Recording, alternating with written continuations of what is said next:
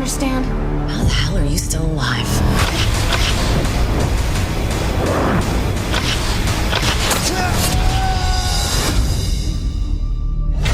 Must have been a pretty bad fall.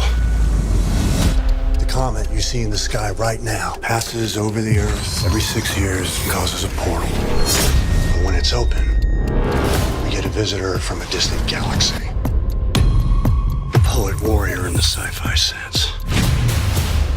The spaceman.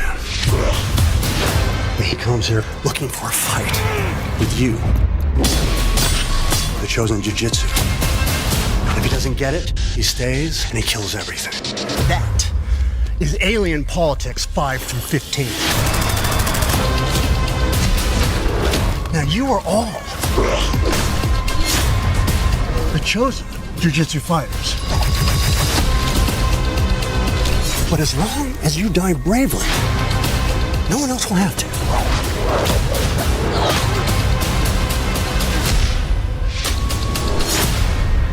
He's crazy, like me.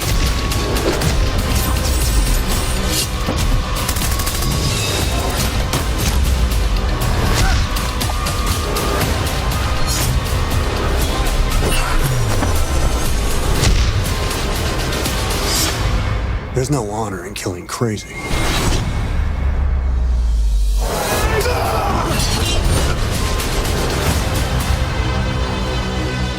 I can fly too. Absolutely thrilled to be joined by Dimitiri Logothetis for Jiu-Jitsu. Jiu-Jitsu is a movie that's coming out very soon and people are going to get to see it. It's one that I've been looking forward to as soon as the trailer dropped.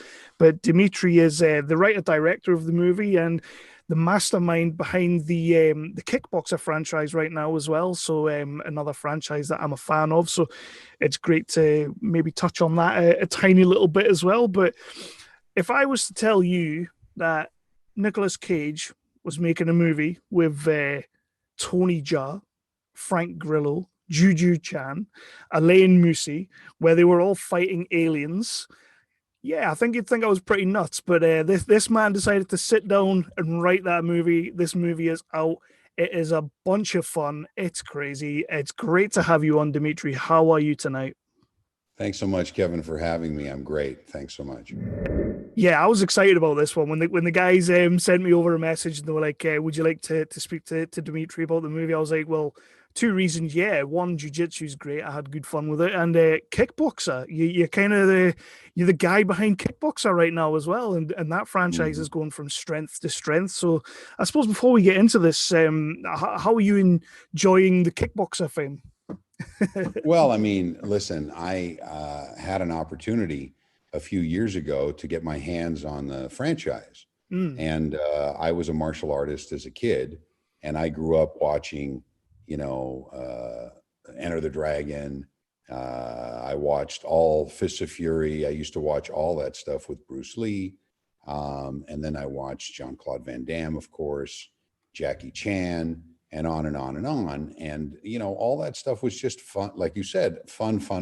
And so in the East, martial arts are about the best film you can make. They consider them to be the godfather of films, In the West, we get accused of making cheesy films, if you will. Now, for me, if you're watching a martial arts film and you're not having fun watching it, there's something wrong with you. I mean, because we're not setting the world on fire, but what we do have is we have some impeccable martial artists. We have some incredible athletes. And unlike a lot of the special effects laden films that you see nowadays, my martial artists actually perform all of their live stunts. And I don't believe that you can pull off a martial arts film, certainly credibly, unless you have authentic martial artists. I think that it's required. It certainly was required for me as an audience member when I was young. But that's the one thing that I always try to keep up. And as you mentioned, I've got Alain Moussi, who's a 6th-degree jiu-jitsu master. He's about 6'2". He weighs about 205 pounds. You're going to have to translate that into stone. And he can do a front aerial, a back aerial. He can run up the side of the wall. You know, and most Asian martial artists are smaller and lighter, and so they have a little advantage. So the fact that he can do all those things is really pretty amazing. And of course, I got very lucky to get Tony Jaa, who is considered to be the Bruce Lee of today. Oh, he's And legend. and again, I mean, I set out to make a brand new franchise. I wanted to mix martial arts with science fiction, and I wanted to come up with this foe that nobody could beat, who had been around for several thousand years, and then I wanted to set him up against this whole crew of martial artists. So there you go. That's the movie in a nutshell. We will get into it in a quick second, but you quickly touched on it there that obviously with the effects laden movies and everything, you wanted to make something a little bit more sort of stylized, a little more grounded, get some actual proper martial arts in there. But after doing Kickboxer so well and bringing martial arts, stepping into that arena, you've then gone and thought, I'm going to throw this into a sci-fi universe as well. Why go down that road as well? Go into the sort of martial arts versus sci-fi? Well, I think you always need to challenge yourself. I'm an independent filmmaker. Yeah. I really try to stay away from really low budget films. And so this is at the top of the independent film range in terms of how much money I get to make a movie. And I wanted to come up with, again, an unbeatable foe. And I wanted to have this universe that had really science fiction rules, you know? Yeah. And with science fiction rules, you're not, you know, look, you have to go along for the ride. When you're watching a martial arts film, you have to let yourself go and say to yourself, you know, well, why is it that all these guys are sitting there doing martial arts and there's no cops around and nobody else is stepping in, you know? And so you got to go along for the ride. I mean, you just got to buy that, right? Yeah. So with science fiction, you have even a bigger ride. And I was fortunate enough to get Nic Cage, who I believe is the heart and soul of the film, because he actually sells the story. Yeah. He's an excellent actor, and he turns around, he lays out the entire mythology behind this story. And the fellow that played our lead bad guy is a wonderful stuntman from Australia. And he has doubled Thor. As a matter of fact, I think he's doing it right now in Australia. He's doubled some of the biggest Marvel characters there are and some of the biggest actors there are. I think he's 6'4" himself. And so when you see him performing martial arts in this suit, which is, I think he lost about 2 pounds of water a day, you know, just going ahead and moving for us.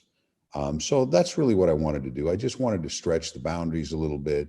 I wanted to have some fun. You know, we throw a little comedy in there, just like we did in Kickboxer. And I wanted to see if we can just really stretch the boundaries.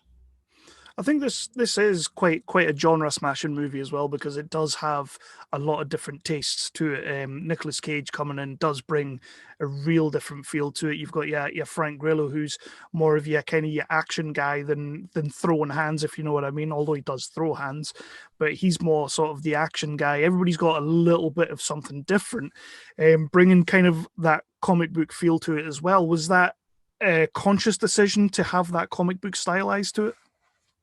Well, I sat with my writing partner of many, many years, and I said to him, Jim, I said, why don't we write a comic book? And Nice. he looked at me and he said, you got to be out of your mind. And I said, well, you know, I'm out of my mind.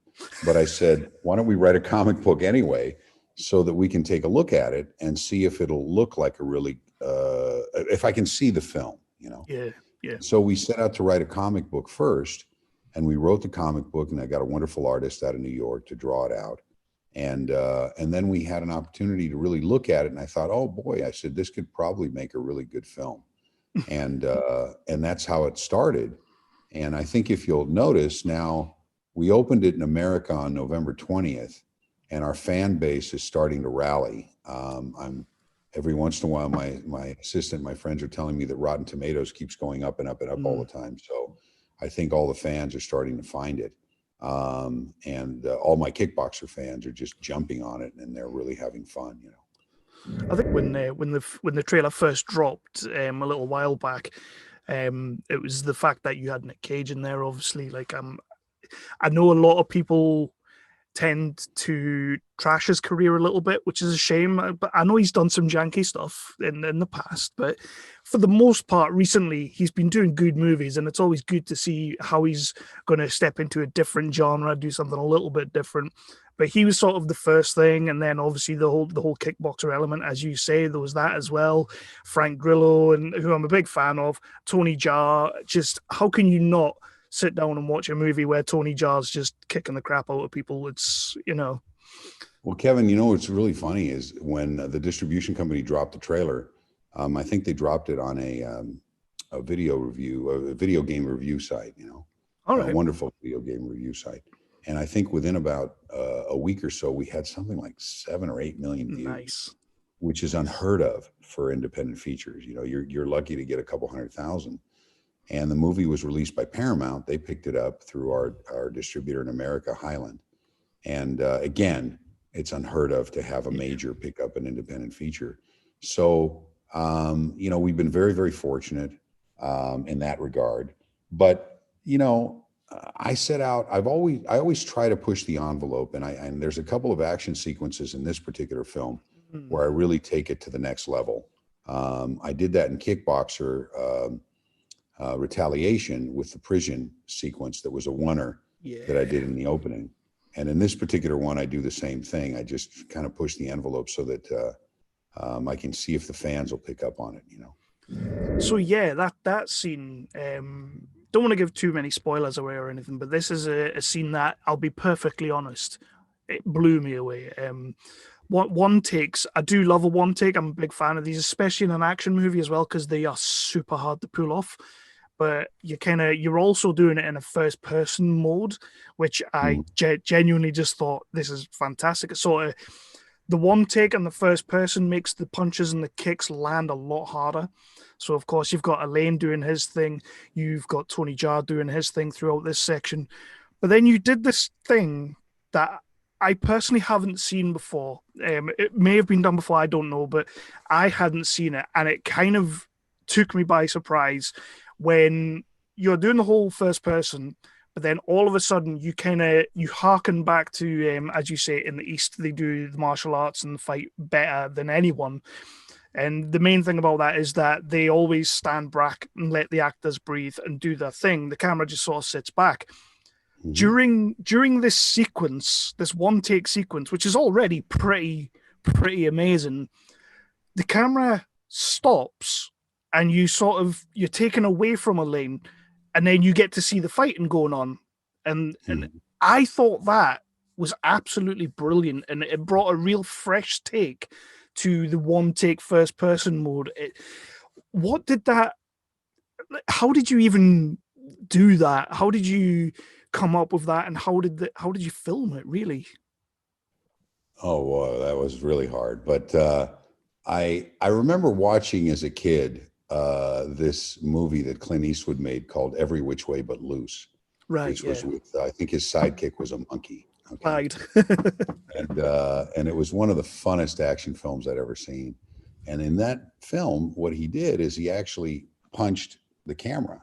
Yeah. So he would sit there and he'd punch a guy in the face and he'd punch the camera. And I just remembered that when we talked to the stunt guys, and I spoke to Alain, who also works on the choreography himself. And I said, you know, it'd be great if we can go in and out of this and do our thing. And so today, everybody's so used to playing video games, you know, no matter what age you are, you're into video games.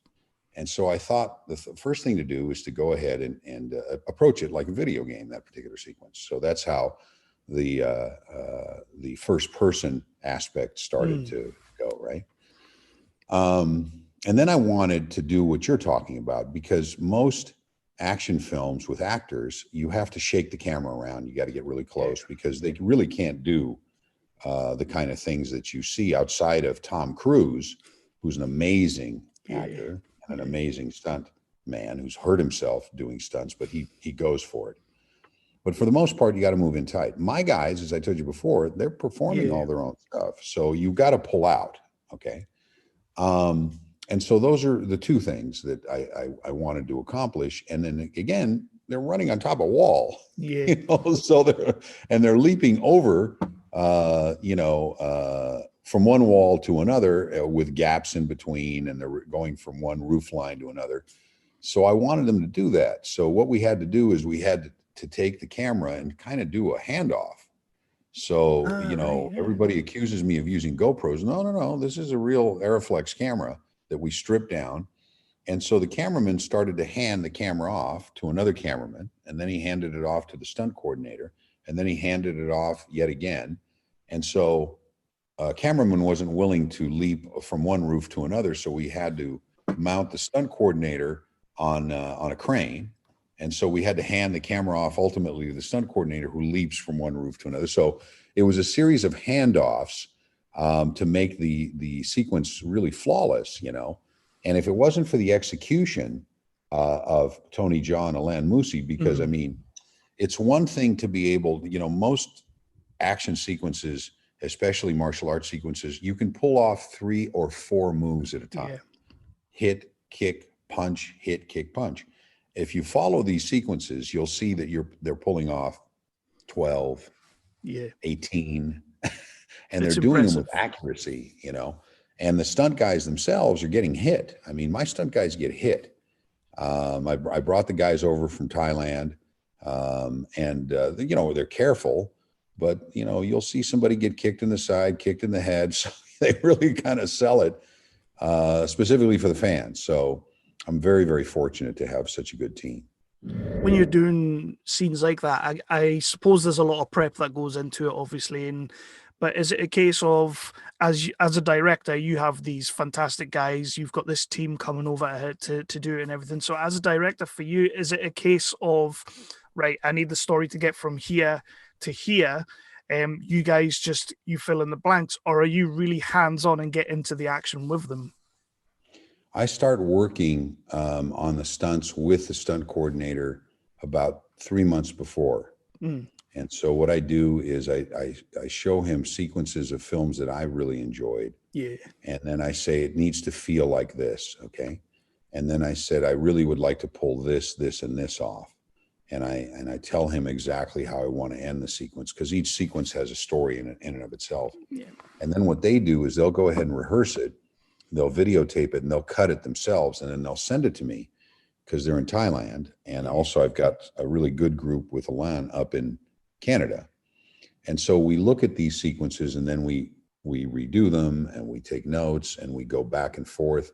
And so by the time we get to set, everybody's already seen the action sequence. The cameraman knows what we're doing. The stunt guys know what we're doing. The actors know what we're doing. So they step into a sequence that we figured out months ago. Because I just don't like to show up on a set and say, well, what do you think we're doing today? So, and then that's how we end up pulling off some really wonderful scenes, Like I say, that scene in particular, I couldn't wait to talk to you about that, because there's literally, it was when I first noticed it, you go into the first person, and I believe it's Alain gets kind of kicked in the back, and then sort of it gets forced into a third person kind of mode. And I'm sitting there thinking, I've genuinely can't think of any time I've seen a movie where it goes from first to third person in one take and then back to first person. I found it quite impressive, and I just wanted to bring that up. Well, good. Well, I'm glad you enjoyed it. And I think, again, I'm hoping that the audience, which I've noticed in a number of the comments that I get, notices that they're sort of watching a video game, Yeah. And then about a minute or so into it, they realize that they're not computer generated characters. They're real live human beings that are doing this amazing athleticism. And so that's the point. It's kind of like you go, whoa, so it's always about, if it's not fun for me to watch, I really don't want to shoot it. Yeah, the alien of this movie, you have a little bit of CG with his face. I believe that was the sort of like motion capture type thing, but it's prosthetic. It's practical suit that he's punching and kicking in, which, as you say before, if he's doing all that, he's about 6 foot odd, and yeah, that's all credit to that man as well. But I wanted to ask a little bit about the design, because it's got a lot of people I've seen have been crossing this movie sort of like it's Mortal Kombat takes on Predator kind of thing, and I've seen that a lot. But the design of your alien is pretty much, it's a lot like Ridley Scott's Alien. the sort Right. of the suit and everything, Right. the guy images and everything. Is that something you went for in particular, or Well, one of my favorite designers is Geiger, yeah, and Geiger? he's the one that did all the designs of the original Alien. And then everybody started to take off from the original Alien. So you're Yeah. right. I mean, again, when I was a kid, I get accused of a ripoff of Predator. Well, I mean, come on. You've had several Alien movies going Yeah. back to the 50s, 100 years. And, the one that was the most influential for me watching as a kid in black and white on reruns on TV was The Day the Earth Stood Still. Yeah. And they had this gigantic silver alien who was standing there named Klaatu, and he was about to destroy the earth, And so, again, you have to come up with an incredulous, fantastic story for science fiction. And you should just go for the ride. I mean, don't Yeah. overthink it. If you're going to sit there and try to overthink it, then you'd have to sit there and break down Star Wars. You'd have to sit there and break down every science fiction story and just say, well, that doesn't make any sense. I mean, you just go for it and enjoy yourself. And that's really what we tried to do. But Geiger was my influence. And if you really pay attention to the details in his suit and stuff like that, it's more him than anything else. No, definitely. It was I saw a lot of people saying that, and I can kind of see where they're coming from with the Predator thing and everything.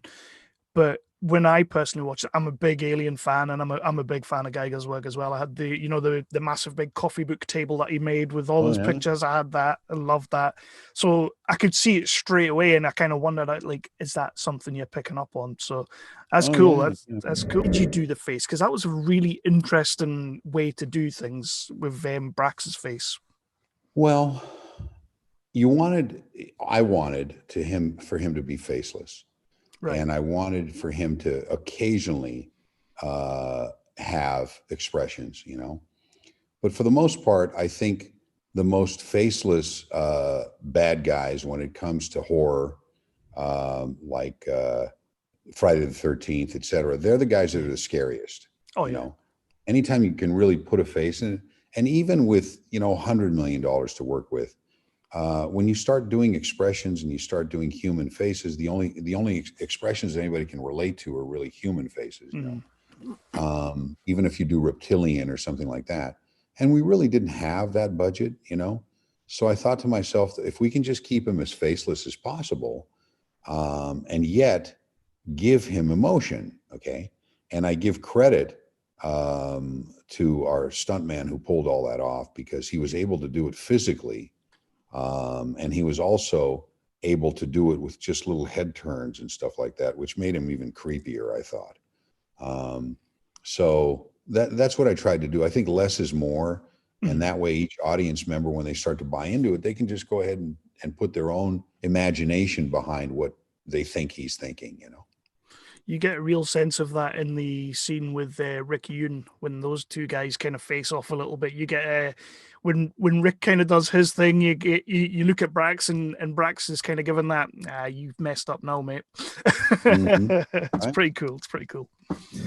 I wanted to ask a little bit about the team, because it's a very eclectic group of people you've got in here. We've mentioned a few of the stars and whatnot, but you've got a really eclectic team in there, all with their own very different visual styles of fighting, and all with their very different characters. How important was it for you to have more than just sort of Tony Jaa doing the punches and kicks, Alan doing his punches and kicks? Everyone's got their own little... How important was that for you to round out the team?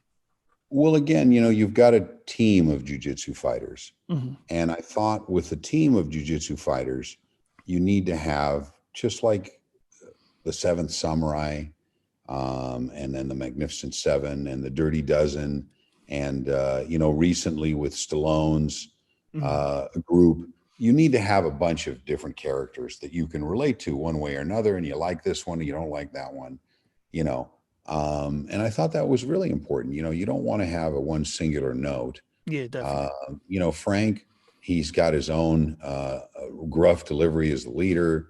Rick Yoon is wonderful. He's a wonderful actor. Definitely. Tony is so charismatic. Tony has about 2 lines in the whole thing, but look at the charisma when you push in and get a close up of him. And then of course, you've got Nick. I mean, Nick, I think he just commands the screen. He brings a lot of humor to it. He creates an interesting character. So I think, that makes for entertainment. And so that was my whole point, is to come up with a whole crew of misfits, if you will, who are really willing to lay down their life for the greater good. Let's jump into there for a second, because Nicolas Cage, the absolute legend that is, been doing it for years. Name a genre he hasn't done. Now he's done martial arts, science fiction. How did Nicolas Cage come involved in this movie? How did you get him, and most importantly, why did you go for him? Well, first of all, Nick is an exceptional actor. I was fortunate enough to get him because the movie was pushed a few months from its original start date, and then he was available. Yeah. And I thought to myself, it'd be wonderful. And, again, people accuse him of doing too many movies, but if he was a European actor or if he was a British actor, he's done nothing. Yeah, exactly. And I was able to speak to him about that. And he said that he just loves working. And he really, how do you get better at anything unless you do it over and over and over again? And consequently win an Academy Award. I mean, let's not forget that he's an Academy Award winner. And I think that he's got to work his craft. So, he's a consummate professional. He came to me, sat down, he says, how do you want to tell this story? I can see that there's a lot of fun in the story. I've got a couple of ideas. I'd like to channel Dennis Hopper in Apocalypse Now. Yes. I think I'm going to go for that, And then immediately he got to work with the stunt guys. Now, I was fortunate enough that he was actually trained by the Gracies in jiu-jitsu. Yeah. So slipping into a lot of the fighting that he needed to do, and then of course protected by stunt guys, he did impeccably well.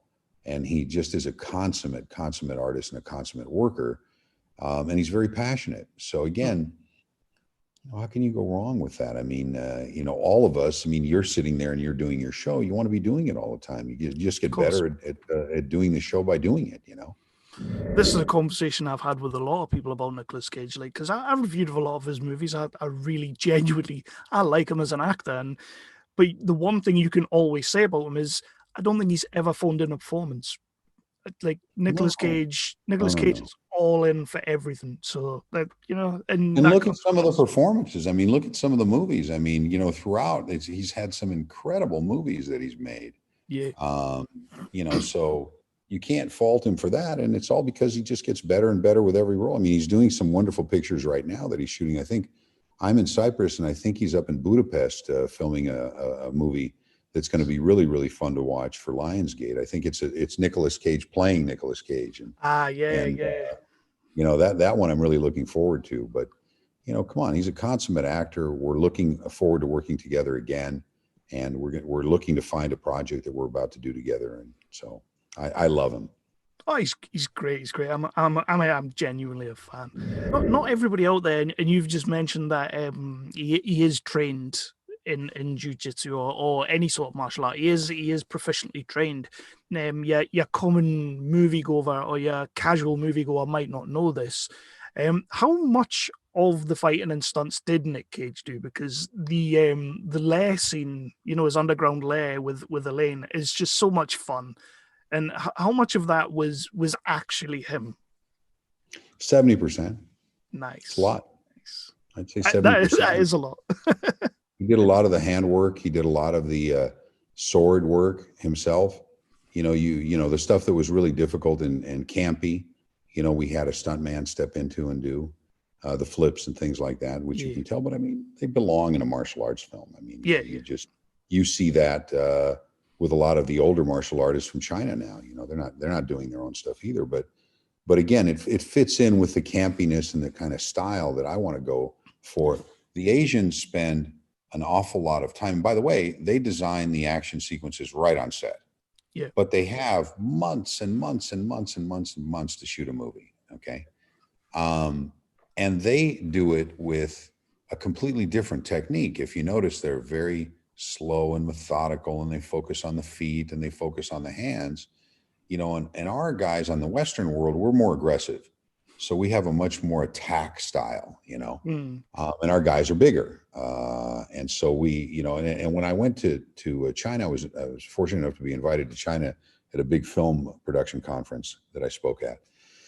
And we talked about all that, we talked about, so I'm influenced by their techniques, and you'll see a lot of that influence in Kickboxer Retaliation, which, by the way, because of jiu-jitsu, a lot of people are going back and revisiting Kickboxer Retaliation. And so we're going up in the stats on Netflix now, so I think they're going back and enjoying that film. They absolutely should as well. I think both the Kickboxer movies, I believe you were producer on the first one that you did, and then directed the second one as well. They're both fantastic films. They're just fun. I've got a third one that I've got ready to go, so I've got to figure out when I'm going to fit it in. I did see that. Just quickly on that, just sort of sidetrack for a second. How do you see that working, going back into filming and everything, with everything that's going on in the world right now, and how you're going to do the fights and everything? How do you see it working with sort of COVID parameters? Well, the entire world shut down, including all of our filmmaking, for about 6 or 7 months. All filmmaking around the world shut down, thousands of movies and TV shows. And so I think that the world is in need of entertainment. Definitely. I think so that they can just get their mind off of looking at TV and just getting depressed every day. I think they're in need of entertainment. Mm-hmm. We always have a challenge in making every film. Most of my friends that are producing have COVID tests that they'll go ahead and put the crew and the set and the actors through every day. Mm-hmm. So they'll do these quick tests that are out now. We isolate our actors and our stunts and myself from everybody else in the crew. Yeah. We're very, very careful. We sanitize everything. We look for countries to shoot in that are fairly COVID-free. Australia is one of them. I think they're shooting Thor in Australia right now. I don't think they've had a COVID outbreak in 3 weeks. No, they're doing good. I'm planning to do my next film over here in Cyprus, which is rated an A-class country, because they're very controlled about their COVID, and they test all the time. So, we've got challenges, but we've got to work, and we've got to move on, and we've got to deliver some entertainment, and I think that and keep everybody safe. I do a lot of action. I've been doing action my whole career, going all the way back to TV. And I managed to keep all my stunt guys safe and all my actors safe, not get anybody hurt. And so I'm going to do the same thing now. I'm just going to be very careful and still try to deliver something fun. So it's not exactly a spoiler, because we are told pretty quickly that Brax or Brax's race, or if there's another Brax, I don't know, visit us every 6 years, or visit planets every 6 years, which just, as a film fan, as a movie fan, and especially as a sci-fi fan, screams franchise. So what is in your head moving forward? For jiu-jitsu? I haven't had a chance to think about it. However, I have been pressured to come up with another story, because this one is doing very well, and it did very, very well immediately. Yeah. So there's a big fan base out there. So again, the great thing about science fiction is you can do anything. Yeah. You can go forward, you can go back, you can do a prequel, a sequel, and so we're going to come up with something really, really fun, and we're going to continue to come up with something really, really fun. And again, I'm hoping to be fortunate enough to put together a team, but I'm thinking about some really incredible martial artists, that I haven't worked with yet, but it'd be great to throw some really wonderful additional martial artists in there. I love Iko Iwas. I love Michael Jai White, nice. Scott Adkins. We'll see what happens. I gotta be honest with you, I would love to see Scott Adkins in this world. I'm a huge Scott Adkins fan, being a Brit. and he is probably I am too. The best Brit martial artist we've got right now. We've got some good ones. He's a terrific martial artist, not just Brit, man. He's a terrific martial artist all the way across. Unbelievable. So it would be great to see him play in this world as well. If you were to give your casual moviegoer or even your diehard martial art fan the elevator pitch to watch jiu-jitsu, what would you say to people? Well, I would say if you really enjoy action and you really enjoy unique martial arts action, and you want to go for a ride for about an hour and a half and just enjoy yourself and let all your troubles behind, crack a beer, have a sandwich, sit down with a couple friends, and just have fun watching jiu-jitsu. It's a lot of fun. It certainly was a lot of fun for me to make, and a lot of the fans seem to enjoy it. So please have yourself a good time. Yeah, and it is a good time, and like you say, you can sit down, have a sandwich, and crack a beer and watch it. But there's some stuff in there, like I say, that one shot action shot, that you will sit there and actually sort of like be blown away a little bit by it. Just sort of, how the hell have they done that? Yeah. What else are you working on? We've had 2 lockdowns or 1 lockdown, depending on where you've been. I'm assuming you've dusted off some scripts, or you've got some stuff that you're like, right, we're going to do this. Is there any project apart from maybe a Jiu-Jitsu 2 or your next kickboxer movie that you're working on now? I'm prepping a movie called Man of War now. Nice. Which was written by Gary Scott Thompson, who wrote the Fast and Furious franchise. Yes. And it's really more grounded in straight forward action. And so it's very similar in storyline to Taken. So it's about a veteran who most of his career has been a professional soldier. And so he doesn't really know his kids, and he comes back to comes back to Southern California, and decides to see if he can get to know his teenage sons. One of them's a teenager, the other one's about 11. And he decides to take them on a camping trip. And so in that camping trip, they get held hostage by some drug dealers. And that's kind of the beginning. And then from there on, the problem is that, they took the kids of the wrong guy. And so, and there we go. Awesome. Awesome. Yeah.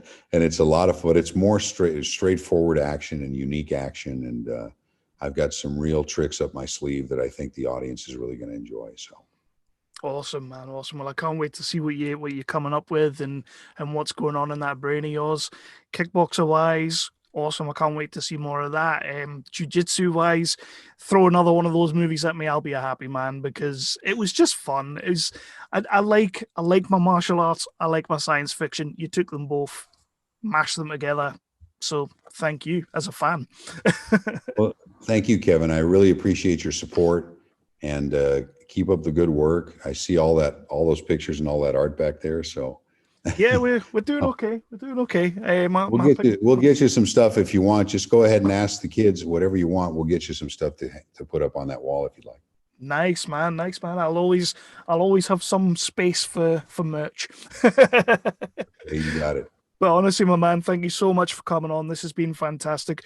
Jiu-Jitsu, for anybody who wants to check it out, and hopefully you all do, especially after listening to this as well. In the UK, I believe it's already out in America and certain other territories. But in the UK, it's hitting the digital HD and VOD on the 28th of this month. And then Blu-ray, DVD, and everything in January. I believe it's the start of January next year. Check it out, give it a watch. Yeah, you're gonna have fun. If anything, you will enjoy it. It's a batshit crazy alien movie. Great. Thank you very much, Dimitri, for coming on. That's awesome. Thank you, Kevin.